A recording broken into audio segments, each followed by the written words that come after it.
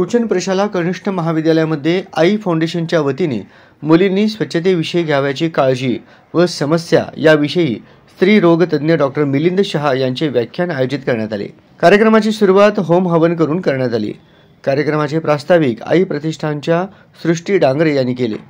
आपल्या व्याख्यानात डॉक्टर शहा यांनी मुलींना मासिक पाळीविषयी शास्त्रशुद्ध माहिती देऊन विद्यार्थिनींच्या शंकांचे निरसन केले। सगळ्यांनाच असं वाटतं की आपला देश, आपली सोसायटी याचा पण सगळेजण काहीतरी देणं लागत असतो आणि त्याच्यामुळे ही छोटीशी खारीचा हा तो वाटा असतो ज्याच्यामध्ये तुमच्याशी गप्पा मारणं, तुमच्या मनातले संभ्रम दूर करणं, शंका दूर करणं हे आम्हाला अगदी आवडतं। आणि आता मला मित्रांना विचारलं, तुमच्यातल्या बऱ्याच जणांना मराठी येतं का तेलुगू येतं मला माहित नव्हतं, पण नाको पंचम तेलुगू असतं। मी तेलुगू बोलणार नाही तर मी तेलुगू बोलले की तुम्ही पळून जा, मराठीमध्येच मी बोलेन, पण तुम्हाला तर वाटतं की माझं मराठी कळतं नाही। यावेळी प्रशालेचे प्राचार्य युवराज मेटे, उपप्राचार्य अनिल निंबाळकर यांनी आलेल्या पाहुण्यांचे स्वागत केले।